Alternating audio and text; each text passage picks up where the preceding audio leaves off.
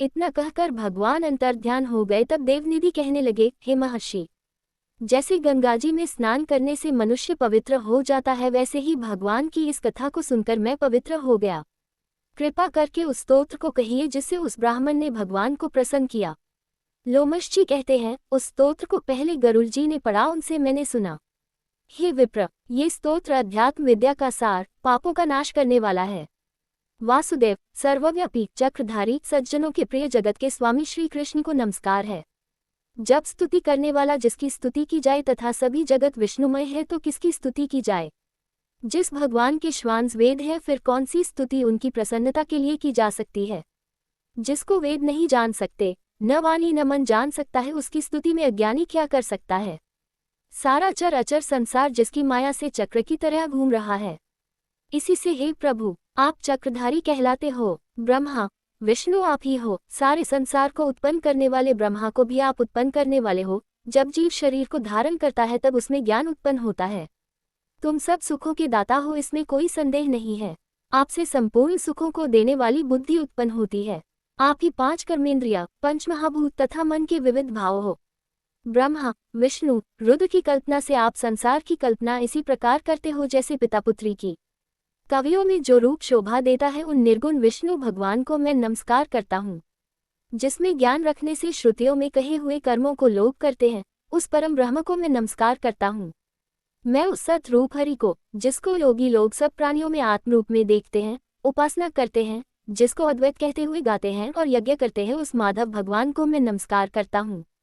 मनुष्यों को माया तथा मोह में पैदा हुए विचित्र आभास, अहंकार तथा ममता को जानकर खो देते हैं, उन भगवान को मैं नमस्कार करता हूँ। संसार में मनुष्यों के मोह रूपी वायु से सदा भभकने वाली ज्वाला आपके चरण कमल की छाया पहुँचने से नहीं जलाती, जिसके स्मरण मात्र से मोह अज्ञान रोग दुख दूर हो जाते हैं, उस अनंत रूप को नमस्कार करता हूँ। जिसमें मिल जाने पर और किसी दूसरे की इच्छा नहीं रहती, जिसको जानकर अद्वैतवादी आत्मा को देखते हैं। यदि विष्णु शब्द का अर्थ और उसके विषय का ज्ञान एक ही होता तो इस सत्य से हे माधव, इस संसार की माया में फंसकर तेरे ही ध्यान में रत रहता।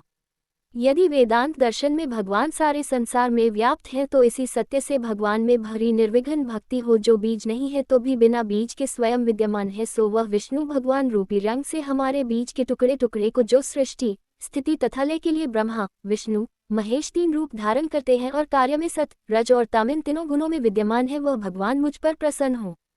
जो प्राणियों के हृदय रूपी मंदिर में निर्मल देव वास करते हैं, वह भगवान मुझ पर प्रसन्न हो।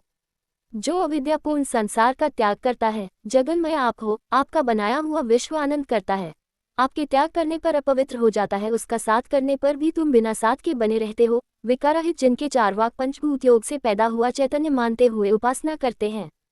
जैन लोग आपको शरीर का परिणाम मानते हैं और सांख्यवादी तुम्ही को प्रकृति से परे पुरुष मानकर ध्यान करते हैं। जन्म इत्यादि से रहित चैतन्य रूप सदा आनंद स्वरूप उपनिषद जिसकी महिमा गाते हैं।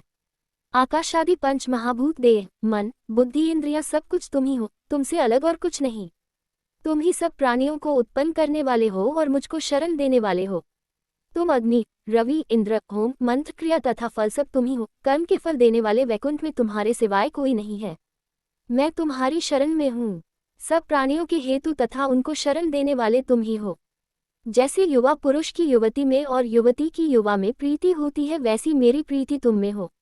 जो पापी भी आपको प्रणाम करता है, उसको यमदूत ऐसे नहीं देखते हैं जैसे उल्लू सूर्य को।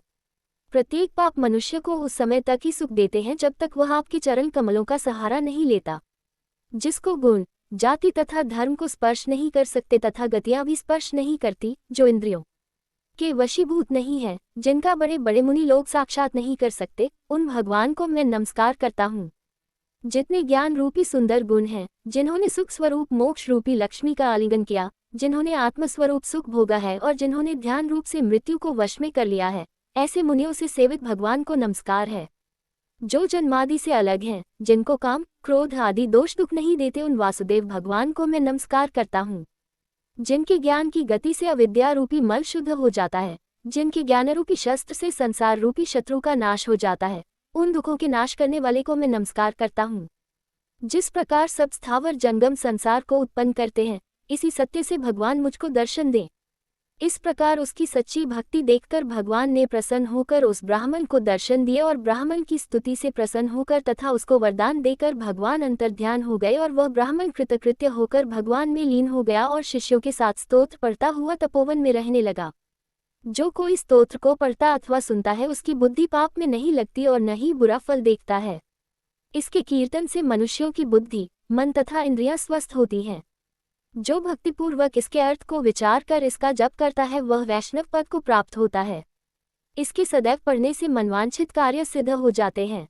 मनुष्य सुपुत्र पाता है तथा धन, पराक्रम और चिरायु प्राप्त करता है।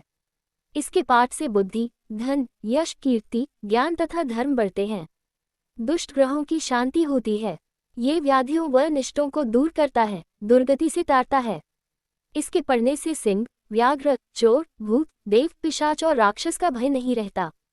जो भगवान का पूजन करके इस स्तोत्र को पढ़ता है वह पापों से ऐसे ही अलग रहता है जैसे जलपन से कमल। जो इस स्तोत्र को 1 काल, 2 काल या 3 काल पढ़ता है वह अक्षय फल प्राप्त करता है। जो मनुष्य प्रातः काल इस स्तोत्र का पाठ करता है वह इस लोक और परलोक में अक्षय सुख पाता है।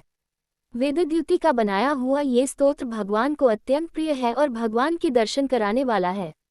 योग सागर नाम का ये स्तोत्र परम पवित्र है। जो कोई भक्ति पूर्वक इसको पढ़ता है वह विष्णु लोक को जाता है। अब पिशाच मोक्ष की कथा कहते हैं।